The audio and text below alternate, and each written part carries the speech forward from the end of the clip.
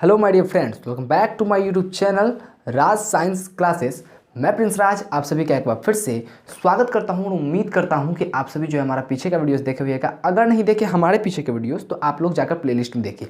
और आज जो ये टॉपिक हम लेकर आ रहे हैं, ये आज का जो टॉपिक है ना, ये देखिए भैया, इसमें हम लोग समझने वाले, पहले ये समझते हैं, ठीक है।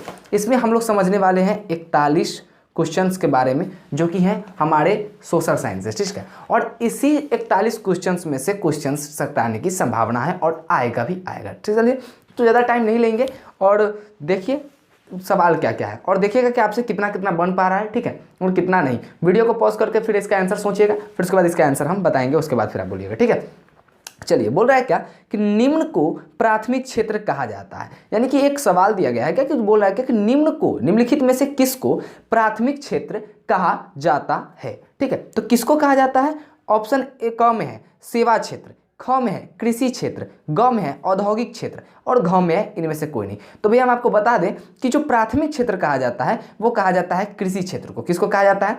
प्राथमिक क्षेत्र जो है ना, ये किसको बोला जाता है भैया? कृषि क्षेत्र को बोला जाता है, ठीक है। क्योंकि प्राथमिक क्षेत्र को, प्राथमिक का मतलब होता है पहला, ठीक है। और आज बहुत सारी टेक्नोलॉजी क्या कर गई है, पास कर गई है, तब ये औद्योगिक क्षेत्र आ गया है, बैंकिंग आ गया है, यानी कि सेवा क्षेत्र आ गया है, ठीक है। लेकिन कृषि बहुत पहले से, इसलिए इसको प्राथमिक क्षेत्र कहा जाता है। चलिए, सेकंड नंबर का क्वेश्चन ये है कि इनमें कौन से देश में मिश्रित अर्थव्यवस्था है? तो भैया मिश्रित अर्थव्यवस्था का मतलब होता है कि वहां पर उत्पादन एवं उत्पादन के जो सामान जो होते हैं, उस पर जो साधन पर जो अधिकार होता है वो किसका होता है? वो केवल और केवल किसका? वो केवल और केवल सरकार का न होकर के, किसका? सरकार का न होकर के जो निजी व्यक्ति होता है ना, जो निजी व्यक्ति होता है उसका भी होता है। किसका होता है? जो निजी व्यक्ति होता है उसका भी होता है, ठीक है। तो भैया इनमें से कौन से देश में मिश्रित अर्थव्यवस्था है? तो अमेरिका में मिश्रित अर्थव्यवस्था नहीं है, चीन में भी नहीं है, और भारत की बात करें तो जी भैया हाँ बिल्कुल, भारत में ही क्या है? मिश्रित अर्थव्यवस्था है, ठीक है। चलिए बात करते हैं, क्या बोल रहा है कि भारत में योजना आयोग का गठन कब किया गया था? तो भारत में जो योजना आयोग का गठन किया गया था वो कब किया गया था? ऑप्शन है 15 मार्च 1950, ऑप्शन है 15 सितंबर 1950, ग ऑप्शन में है 15 अक्टूबर 1951 एंड घ एनओटी, यानी कि नन ऑफ दिस, ये इसमें से कोई नहीं है। तो ठीक है, भारत में जो है योजना आयोग का जो गठन किया गया था, वो योजना आयोग का गठन कब किया गया था? तो वो किया गया था भैया आपको 15 मार्च 1950 ईस्वी को क्या किया गया था? योजना आयोग का गठन किया गया था। बात करें चौथा सवाल की, तो चौथा नंबर जो सवाल है यहाँ पर, ये बोल रहा है क्या कि जिस देश का राष्ट्रीय आय अधिक होता है, क्या होता है? जिस देश का राष्ट्रीय आय क्या होता है? अधिक होता है, ठीक है। तो जिस देश का राष्ट्रीय आय अधिक होता है वह देश कहलाता है, क्या कहलाता है? अविकसित, विकसित, अर्धविकसित या फिर नॉन ऑफ दिस, यानी कि कोई नहीं, ठीक है। तो जिस देश का राष्ट्रीय आय अधिक होगा उसका देश, वह देश क्या होगा? वह देश विकसित होता है। समझ में आ रहा है कि नहीं आ रहा है? स्पष्ट टॉपिक आ रहा है, समझिए। फिर बोल रहा है क्या कि 5वां नंबर सवाल है कि इनमें से किसे पिछड़ा राज्य कहा जाता है? तो भैया इनमें से, निम्नलिखित में से जो नीचे दिया गया है 4 ऑप्शन में, इनमें से किसे क्या कहा जाता है? पिछड़ा राज्य कहा जाता है। ऑप्शन ए में है पंजाब, बी है केरल, ग में आके बात करें या फिर सी में करें तो बिहार, एंड घ में नॉन ऑफ दिस, ठीक है। तो यहाँ पर ऑप्शन जो है मेरा ग है, ये क्या हो जाएगा? राइट हो जाएगा। थर्ड नंबर ऑप्शन मेरा सही हो जाएगा कि इनमें से पिछड़ा राज्य किसे कहा जाता है? तो बिहार को पिछड़ा राज्य कहा जाता है। चलिए बात करें सन 2008 से 9 के अनुसार भारत की औसत प्रति व्यक्ति आय कितनी थी? तो जो सन 2008 और 9 से है, ठीक है, यानी कि 2008 एवं 9 के जो अनुसार है, उस वक्त जो जनगणना, उस वक्त जो गणना की गया था उसके अनुसार जो है भारत की औसत प्रति व्यक्ति आय कितनी थी? यानी कि भारत की जो है औसत प्रति व्यक्ति आय कितनी थी? 22,553, 25,494 या फिर 6,610 या फिर 54,850। तो भैया जो 2008 से 9 के अनुसार भारत की जो औसत प्रति व्यक्ति आय थी वो थी क्या? 25,494 रुपये। कितने थी? 25,494 रुपया था, ठीक है, समझिए। और इसको हम लोग लिख कर रहे हैं, ठीक है, ये आपको कहीं मिलेगा नहीं जल्दी, इसको हम लोग ज्यादातर क्या कर रहे हैं, नोट्स को हम रेडी करके लाए हैं, ठीक है। चलिए बात करते हैं, क्या बोल रहा है क्या कि भारत में वित्तीय वर्ष कहा जाता है? भारत में जो है ये वित्तीय वर्ष कब कहा जाता है? तो भैया भारत में जो है वित्तीय वर्ष ये कब जाता है? तो 1 जनवरी से 31 दिसंबर, फिर बी ऑप्शन है 1 जुलाई से 30 जून तक है, ठीक है। फिर है ग 1 अप्रैल से 31 मार्च या फिर घ 1 सितंबर से 31 अगस्त। तो मेरा जो राइट ऑप्शन हो जाएगा ये हो जाएगा 1 अप्रैल से 31 मार्च। क्या हो जाएगा? भारत में वित्तीय वर्ष कहा जाता है किसको? तो 1 अप्रैल से 31 मार्च को क्या कहते हैं? भारत में वित्तीय वर्ष कहते हैं, ठीक है। चलिए बढ़ेंगे अगले टॉपिक पे। अगला टॉपिक हमारा क्या है? अगला टॉपिक ये है दरअसल कि भारत में किस राज्य का प्रति व्यक्ति आय, यहाँ पर दिख नहीं रहा होगा, ठीक है, थोड़ा सा हम दिखाने का स्पष्ट करेंगे, ठीक है। थोड़ा सा चलिए देखते हैं हम लोग। थोड़ा सा। भारत में किस राज्य का प्रति व्यक्ति आय सर्वाधिक है? तो भारत में किस राज्य का प्रति व्यक्ति आय सर्वाधिक है भैया? तो भारत में जो सबसे सर्वाधिक है किस राज्य का प्रति व्यक्ति है? क्या बिहार का है? तो नहीं। क्या पंजाब का है? तो नहीं। क्या हरियाणा का है? तो नहीं।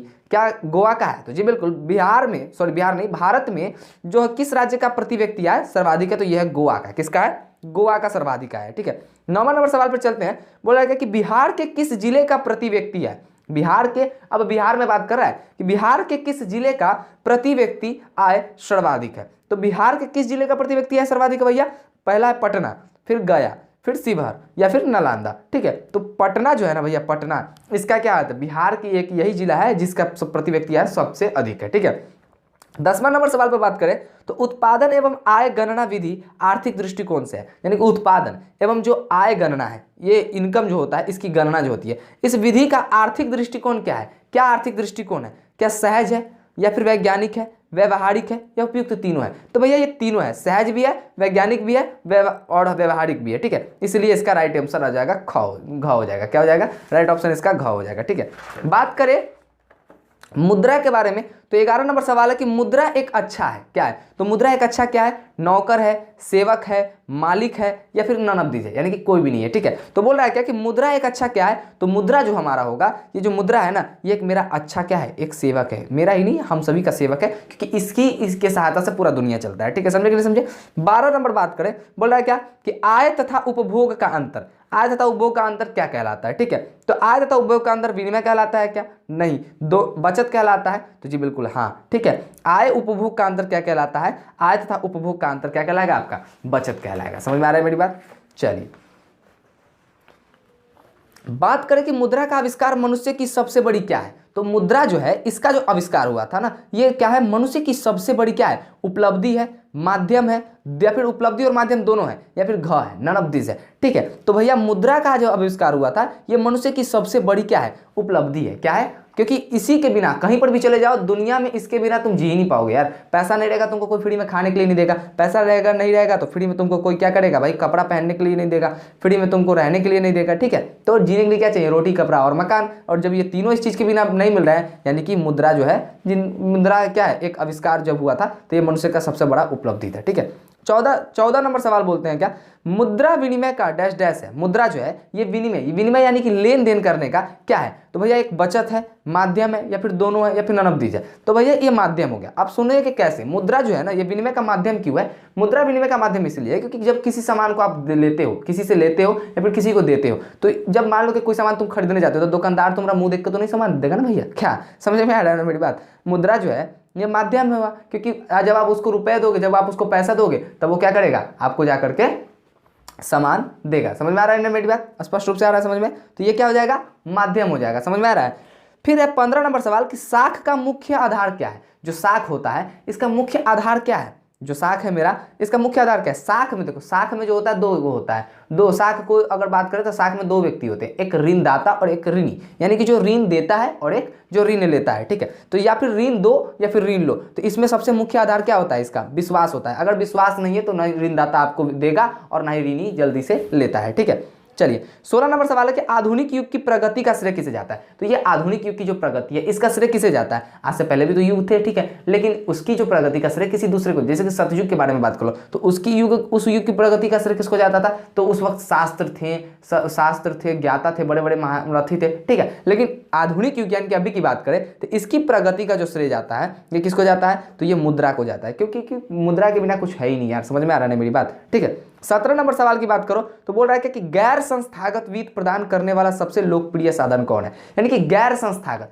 यानी कि जो गैर संस्थागत मतलब समझ रहे हो, कोई बैंक नहीं, जो कि कोई संस्था नहीं है। ठीक है, वो जो वित्त प्रदान करेगा वो करने वाला सबसे लोकप्रिय साधन क्या है? जैसे कि गांव घर में देखते होगे क्या कि कौन देता है आपको उधार? ठीक है, तो देसी बैंकर देता है क्या? नहीं देता है। महाजन, व्यापारी, सहकारी बैंक। तो सहकारी बैंक हो गया, तो ये क्या हो गया भैया? ये संस्थागत हो गया। ठीक है, लेकिन बात करें महाजन की तो ये क्या होगा? गैर संस्थागत होगा। गैर संस्थागत वित्त प्रदान करने वाला सबसे लोकप्रिय साधन कौन हो जाएगा? ये हो जाएगा महाजन। ठीक है, समझता नहीं होगा, क्योंकि गांव में किसी को क्या देता है भाई, महाजन ही उधार देता है। ठीक है, चलो 18 नंबर सवाल पर बात करें तो बोला कि इनमें से कौन संस्थागत वित्त का साधन है। अब देखो वो गैर संस्थागत पूछा तो महाजन आ गया, ठीक है, लेकिन बात करें इनमें से कौन संस्थागत वित्त का साधन है, यानी कि कौन जो है वो संस्था में रहित होकर के देता है, हमको वित्त देता है, यानी कि हमको ऋण देता है। ठीक है, तो ये देता है हमको कौन, क्या सेठ साहूकार देता है, क्या रिश्तेदार देता है, क्या व्यावसायिक बैंक देता है, क्या महाजन देता है। तो अभी बताया है कि महाजन जो है वो गैर संस्थागत है, देता तो है लेकिन ये गैर संस्थागत, लेकिन पूछ किसके बारे में रहा है, ये किसके बारे में पूछ रहा है, ये संस्थागत के बारे में पूछ रहा है। ठीक है, और आगे बात रिश्तेदार की, तो ये मौका भरने पर जल्दी काम आते नहीं है, समझ में आ रहा है। सेठ साहूकार की, तो ये भी गैर संस्थागत हो गया। ठीक है, और रिश्तेदार कभी अगर मदद कर भी देंगे तो वो भी गैर संस्थागत में चलेगा। बचे कौन, व्यावसायिक बैंक। व्यावसायिक बैंक किसी का गैर संस्थागत नहीं होता है, वो व्यावसायिक बैंक जो है ये क्या होती है, संस्था होती है। ठीक है, संस्थागत होती है, इसी से वित्त प्रदान किया जाता है। ठीक है, समझे कि नहीं समझे।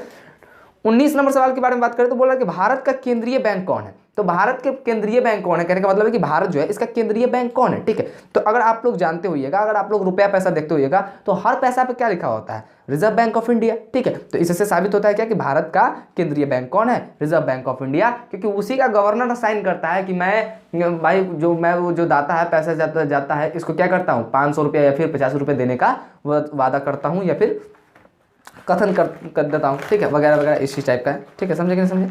चलिए बात करें यहाँ पर कि राज्य में कार्यरत केंद्रीय, जी बिल्कुल, राज्य में कार्यरत केंद्रीय सहकारी बैंकों की संख्या कितनी है। तो जो राज्य है भैया, ये जो राज्य है ना, जो हमारे राज्य होते हैं, इनमें कार्यरत केंद्रीय सहकारी बैंकों की संख्या कितनी होती है, तो ये है 25। ठीक है, कितना है, 25। बात करें दीर्घकालीन ऋण प्रदान करने वाली संस्था कौन सी है, तो दीर्घकालीन ऋण कौन प्रदान करता है। अब देखो दीर्घ कहने का मतलब है कि दीर्घकालीन ऋण कौन प्रदान करेगा। ठीक है, वो वाली संस्था कौन सी है, मान लो सेठ साहूकार भी दे दिया तो कुछ वक्त के लिए देता है। ठीक है, समझा कि नहीं समझा, ज्यादा होगा 2 साल 3 साल 4 साल होगा तो वो अपना सूद मांगना, मूल जो है वो मांगना स्टार्ट कर देता है। ठीक है, तो दीर्घकालीन ऋण जो होते हैं यानी कि बहुत ज्यादा दिन तक ले जो ऋण प्रदान करने वाली संस्था कौन सी होती है, क्या कृषक महाजन होते हैं, भूमि विकास बैंक होता है, प्राथमिक कृषि साख समिति होता है, या फिर गहन अनवधि होता है। तो भैया इसका जो राइट ऑप्शन हो जाएगा ये भूमि विकास बैंक हो जाएगा। क्या हो जाएगा, भूमि विकास बैंक। ठीक है, समझ में आ रहा है, यहाँ पर दिख नहीं रहा होगा लेकिन होता क्या है, ये भूमि विकास बैंक ही होता है। समझ में आ रहा है ना मेरी बात। चलिए कौन होता है, तो भूमि विकास बैंक होता है। कौन होता है, भूमि विकास बैंक।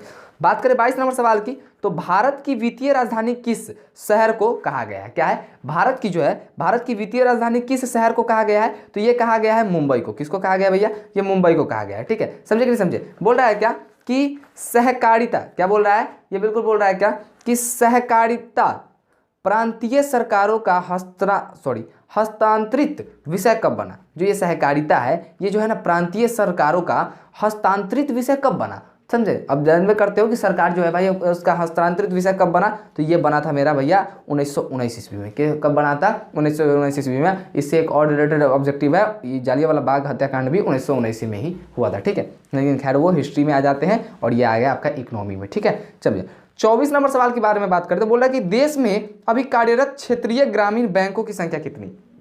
देश जो है हमारा, इस भारत देश में अभी कार्यरत जो है, अभी यानी कि कार्यरत यानी कि जो अभी काम में हो, वो क्षेत्रीय ग्रामीण बैंकों की संख्या कितनी है, तो वो है भैया आपका 196। क्या है, दिख नहीं रहा होगा, 196 है, नोट कर लीजिए। ठीक है, समझे कि नहीं समझे। 25वां नंबर सवाल के बारे में बात करें। बोल रहा है कि व्यावसायिक बैंक का राष्ट्रीयकरण कब किया गया।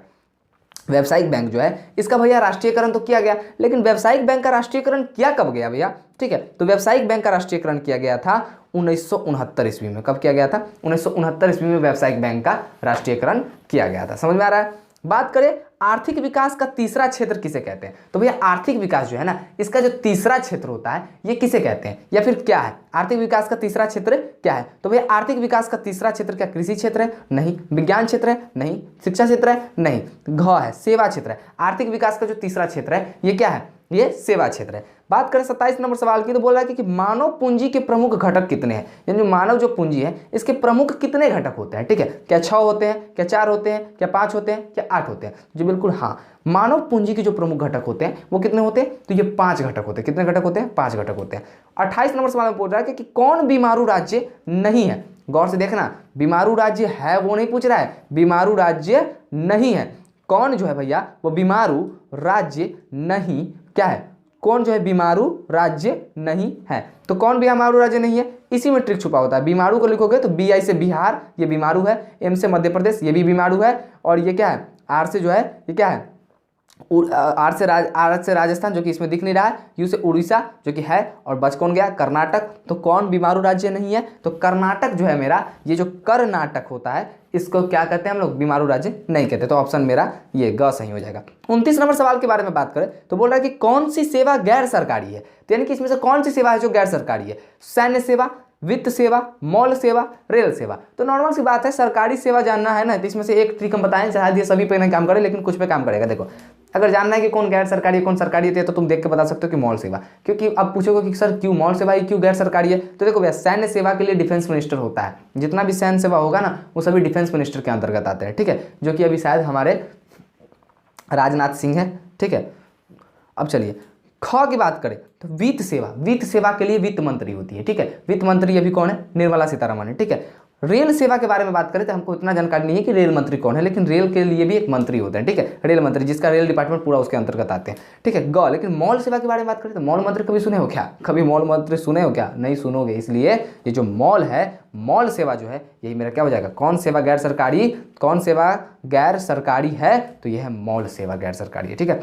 ऊर्जा के मुख्य स्रोत क्या है, ऊर्जा के मुख्य स्रोत क्या है भैया, तो ऊर्जा के जो मुख्य स्रोत है कोयला, पेट्रोलियम, विद्युत, इनमें से सभी। तो ऊर्जा के जो मुख्य स्रोत हो जाएंगे वो कोयला भी होता है, पेट्रोलियम भी होता है, विद्युत भी होता है, इसलिए इनमें से सभी को टिक लगा देंगे, ठीक है। बात करें 31 नंबर सवाल की तो बोल रहा है कि नई आर्थिक नीति में किसे सम्मिलित किया गया है, तो नई आर्थिक जो नीति है इसमें किसको, एनईपी जो होती है ना, ये जो न्यू है, न्यू इकोनॉमिक पॉलिसी जो है, इनमें किसे सम्मिलित किया गया है, ठीक है। तो क्या उदारीकरण को सम्मिलित किया गया है, निजीकरण को, या फिर वैश्वीकरण को, या फिर सभी को। तो भैया राइट ऑप्शन क्या है कि नई आर्थिक नीति में एनईपी में क्या किया गया है, उदारीकरण को भी शामिल किया गया है, निजीकरण को भी शामिल किया गया है, वैश्वीकरण को भी शामिल किया गया है। तो इसलिए सब ऑल इन वन मार देंगे, सभी को क्या करेंगे भैया, सभी को टिक लगा देंगे, क्योंकि इसमें से सभी को टिक किया गया है, ठीक है।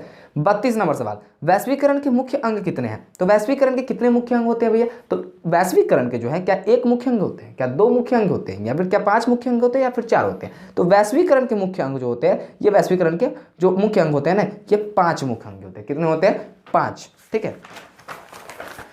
बात करें 33 नंबर सवाल की तो इनमें से कौन बहुराष्ट्रीय कंपनी है, तो इनमें से कौन जो है वो बहुराष्ट्रीय कंपनी है, ठीक है। क्या फोर्ड मोटर्स है, क्या सैमसंग है, क्या कोका कोला है, या फिर इनमें से सभी है। तो राइट ऑप्शन हो जाएगा क्या कि इनमें से सभी। फोर्ड मोटर्स भी हमारा बहुराष्ट्रीय कंपनी है। अब बहुराष्ट्रीय कंपनियां होती क्या है, तो भैया जो ये बहुराष्ट्रीय कंपनियां जो होती है इसका मतलब होता है ये एक ही देश में नहीं होती है, अनेक देशों में होती है, एक से कई देशों में होती है, जिसको हम लोग बोलते हैं बहुराष्ट्रीय कंपनी। जैसे कि फोर्ड मोटर्स ले लो, ठीक है। अब सैमसंग को ले लो, सैमसंग का मोबाइल क्या हम ही लोग के मतलब कि देश में बिकता है क्या, इसको जापान में नहीं बिकता है क्या, ये मतलब जापान में पाकिस्तान में नहीं बिकता है, बिकता कि नहीं बिकता है, तो एक से अधिक देशों में हो जाती है, तो इसको बोलते हैं हम लोग बहुराष्ट्रीय कंपनी है, ठीक है। कोका कोला की बात करो तो क्या हमारे ही सिर्फ भारत देश में बिकता है, नहीं, और भी जगह है, ये मतलब कोल्ड ड्रिंक के रूप में इस्तेमाल किया जाता है, ठीक है। तो कोका कोला ये सभी क्या है, इनमें से सभी ऑप्शन में आ जाएगा, ठीक है। 34 नंबर सवाल की अगर बात करो तो बोल रहा है कि वैश्वीकरण का अर्थ क्या है, ठीक है। वैश्वीकरण का अर्थ है तो क्या है, तो ऐसा जब ऑप्शन देखना ना तो जो बड़का वाला होगा उसी को टिक मार देना, क्योंकि ज्यादातर का आंसर वही निकलता है। चलो पढ़ के देखते हैं। विदेशी पूंजी एवं विनियोग पर रोक, ठीक है, समझे कि नहीं समझे। ख है व्यापार, पूंजी, तकनीक, हस्तांतरण, सूचना प्रवाह द्वारा देश की अर्थव्यवस्थाओं का विश्व की अर्थव्यवस्थाओं के साथ समन्वय। तो ये राइट ऑप्शन हो जाएगा आपका, समझे कि नहीं समझे वैश्वीकरण का। 35 नंबर सवाल की बात करें तो बोल रहा है क्या कि पार्ले समूह के थम्सअप ब्रांड, यानी कि इससे से क्या मालूम पड़ रहा है कि थम्सअप जो ब्रांड था वो किसका था, तो वो पार्ले समूह का था, ठीक है। तो बोल रहा है क्या कि पार्ले समूह के थम्सअप ब्रांड को किस बहुराष्ट्रीय कंपनी ने खरीदा था, तो पार्ले समूह के थम्सअप ब्रांड को किस बहुराष्ट्रीय कंपनी ने खरीदा। देखो इसमें 3-3, 4-4 जानकारियां है, गौर से सुनोगे तो एक तो ये कि थम्सअप जो ब्रांड है, ये जो थम्सअप है ये कौन है, तो थम्सअप जो है ना ये पार्ले समूह का ही है, क्या है, पार्ले समूह के का ही थम्सअप एक ब्रांड है, ठीक है। और इसको किस बहुराष्ट्रीय कंपनी खरीदा है, तो थम्सअप जो खरीदा है, जो कंपनी खरीदी होगी वो एक बहुराष्ट्रीय कंपनी है। तो इसने किसने खरीदा है, बहुराष्ट्रीय कंपनी ने खरीदा है इस थम्सअप को, किस पार्ले समूह के किस ब्रांड को, किस पार्ले समूह के ब्रांड जो है थम्सअप, इसको किस बहुराष्ट्रीय कंपनी ने खरीदा है, तो भैया कोका कोला ने खरीदा है, एलजी ने खरीदा है, रिबॉक ने खरीदा है, नोकिया ने खरीदा है। तो राइट ऑप्शन हो जाएगा कोका कोला ने खरीदा है। क्या क्या है? Coca Cola. जी बिल्कुल, गाना नहीं गाना यहाँ पर। 35 जो है ये इसका आंसर हो जाएगा कोका कोला। 36 नंबर सवाल की बात करें तो बोल रहा है कि भारत उपभोक्ता संरक्षण अधिनियम की घोषणा कब हुई थी? यानी कि भारत में जब उपभोक्ता संरक्षण अधिनियम, उपभोक्ता यानी कि जो हम लोग ग्राहक जो होते हैं, ठीक है, जो किसी चीज़ के उपभोग करते हैं, ठीक है, तो इसका संरक्षण यानी कि कोई लूटपाट ना करे, इनको कोई ठग न सके, इसके लिए एक अधिनियम पारित किया गया था। इस अधिनियम की घोषणा कब की गई थी? तो इस अधिनियम की घोषणा की गई थी 1986 ईस्वी में। कब किया गया था? तो इस अधिनियम की घोषणा 1986 ईस्वी में किया गया था। समझ में आ रहा है मेरी बात स्पष्ट रूप से?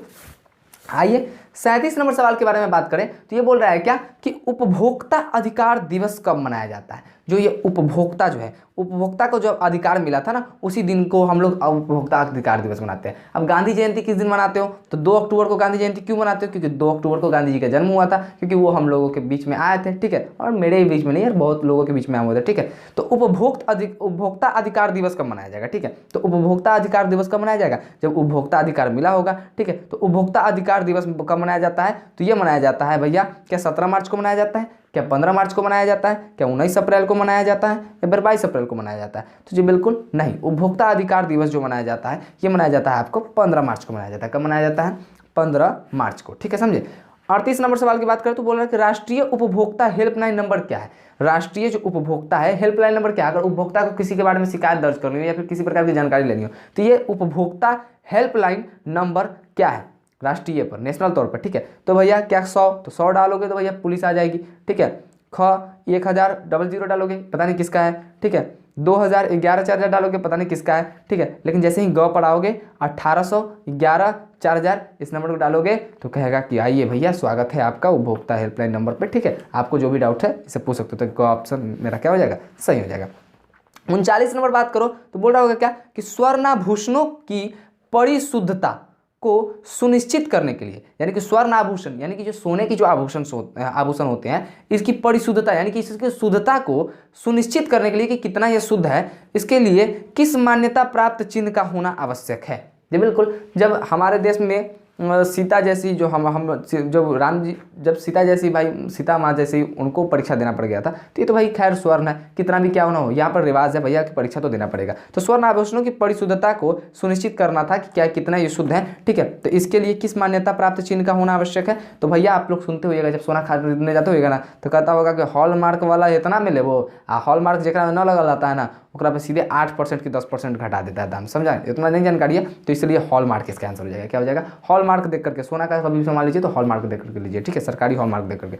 चलिए 40 नंबर की बात करें, बोला क्या कि यदि किसी वस्तु या सेवा का मूल्य 20 लाख से अधिक, मान लिया कि आपने कोई कुछ खरीदा, ठीक है, यदि किसी वस्तु अगर बारे में आप खरीदते हैं, कोई वस्तु या फिर कोई सेवा आपने खरीदा, ठीक है, जिसका मूल्य 20 लाख से अधिक है, यानी कि 20 लाख रुपया से ज़्यादा हुआ, 21 लाख 22 लाख 25 लाख 85 लाख इतना तक ले, तथा 1 करोड़ से कम होना चाहिए, यानी कि 99 लाख तक ले चलेगा, 1 करोड़ तक ले नहीं चल सकता, क्योंकि 1 करोड़ से कम बोल रहा है, या फिर 1 करोड़ तक ले भी चल सकता है, कोई दिक्कत नहीं। तो उपभोक्ता जो है ये शिकायत कहाँ करेगा? अगर उसके बारे में, अगर उस वस्तु या फिर उस सेवा के बारे में अगर उसको शिकायत होगी तो जो उपभोक्ता है ये शिकायत कहाँ करेगा? जब 20 लाख से अधिक का सामान हो और 1 करोड़ से कम का सामान हो। क्या जिला फोरम पे करेगा, क्या राज्य आयोग में करेगा, क्या राष्ट्रीय आयोग में करेगा, या फिर नन ऑफ दीज, या फिर करेगा ही नहीं, चुपचाप से घर पर बैठ जाएगा, ठीक है। तो भैया जो ये करेगा राज्य आयोग को। क्यों? क्योंकि 20 लाख से ऊंचा का सामान है, 20 लाख से ऊपर का सामान है, वस्तु है या फिर सेवा है, और 1 करोड़ से क्या है? नीचे का है, तो इसलिए जो राज्य आयोग करती है, और 1 करोड़ से जब ऊपर चला जाएगा तो राष्ट्रीय आयोग करेगी,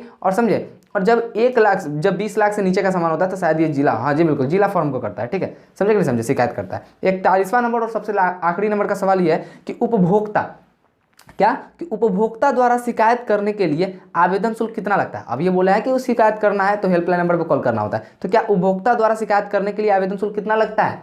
अब कौन बढ़ेगा करोड़पति का? तो ये है नहीं भाई कि फोन करोगे तो 3 रुपये कट जाएगा, समझ में आ रहा है ना। तो उपभोक्ता द्वारा जब शिकायत करोगे ना, उसमें मैसेज करते साथ कौन बढ़ेगा करोड़पति में, तो 3 रुपये के साथ कटता है, ठीक है।